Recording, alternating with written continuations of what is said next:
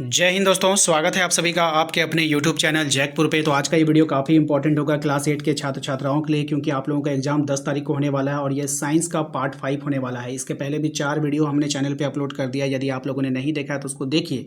ज़्यादा नहीं, 4 minute 5 minute का वीडियो। अगर आप एक ही वीडियो को 5-5 बार भी देख लोगे ना तो आपको कॉपी में उतारने की ज़रूरत नहीं पड़ेगी। ऐसे ही आपका तैयारी हो जाएगा देख देख करके। तो चलिए स्टार्ट करते हैं। हम सबसे पहला सवाल देखिए, आपके स्क्रीन पर आ चुका है कि जीवों में उत्तरजीविता के लिए क्या आवश्यक है। तो जीवों में उत्तरजीविता के लिए आवश्यक है जनन। ठीक है, जीवों में उत्तरजीविता के लिए क्या आवश्यक है, तो जनन आवश्यक है। जो जीव शिशु को जन्म देते हैं उन्हें क्या कहते हैं, तो जो जीव शिशु को जन्म देगा उसको जरायुज कहेंगे। नेक्स्ट है आपका, जो जीव शिशु को जन्म ना देकर अंडा देता है उसको क्या कहते हैं, तो जो जीव शिशु को जन्म ना देकर अंडा देगा तो उसको हम लोग अंड प्रजक कहेंगे। क्या कहेंगे, अंड प्रजक कहेंगे। इस चित्र में जो है कौन सा जनन हो रहा है, कौन सी विधि आपको बतानी है। करेक्ट आंसर हो जाएगा इसका मुकुलन। पहचान लीजिए फोटो को, अगर ऐसा फोटो एग्जाम में आ जाए तो आप लोग को मुकुलन वाला आंसर करना है। क्वेश्चन नंबर आते हैं हम लोग 5 पे। क्वेश्चन नंबर 5 में बोला जा रहा है आपसे कि बताइए निम्न में से कौन सा जंतु जो है वो जरायुज है। कौन सा जंतु यहाँ पे जरायुज है, तो मनुष्य जो है वो जरायुज है। मानव के नर युग्मक को क्या कहते हैं आपको बतानी है। तो मानव का जो नर युग्मक है इसको हम लोग कहते हैं शुक्राणु। क्या बोलते हैं, शुक्राणु बोलते हैं। अगले सवाल पे आते हैं। अगला सवाल है आपका क्वेश्चन नंबर 7 में, निम्नलिखित में से किस जीव में बाह्य निषेचन होता है। तो कौन से जीव में बाह्य निषेचन होगा, तो मेंढक में। किस में होता है, मेंढक में होता है, याद रखिएगा। निम्नलिखित में से किस जीव का कायांतरण होता है, तो कौन से जीव का कायांतरण होगा, तो ऑप्शन डी रेशम के कीट का। ठीक है, नेक्स्ट आते हैं, आंतरिक निषेचन कहाँ पर होता है आपको बतानी है। ये जो आंतरिक निषेचन होता है ये होता है मादा के शरीर में। ऑप्शन नंबर ए इसका यहाँ पे करेक्ट आंसर हो जाएगा।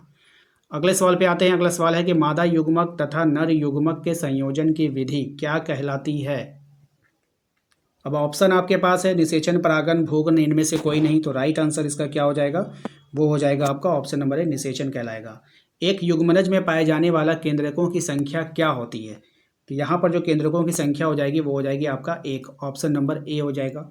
नेक्स्ट आते हैं क्वेश्चन नंबर 12 पे, कह रहा है कि विखंडन के द्वारा जनन निम्नलिखित में से किस जीव में होता है। तो ये जो होता है आपका ऑप्शन नंबर सी, अमीबा में होता है। किस में होता है, अमीबा में। मादा जनन अंग क्या है आपका, वृषण है, गर्भाशय है, शुक्राणु नलिका है या फिर शीशन है। राइट आंसर हो जाएगा इसका ऑप्शन नंबर बी, गर्भाशय। क्या हो जाएगा, गर्भाशय हो जाएगा। क्वेश्चन नंबर आते हैं हम लोग 14 पे। क्वेश्चन नंबर 14 में आते हैं कि लैंगिक जनन में भाग लेते हैं। लैंगिक जनन में जो भाग लेते हैं वो होता है आपका एक नर और एक मादा। लैंगिक जनन में कौन भाग लेगा, एक नर लेगा और एक मादा लेगा।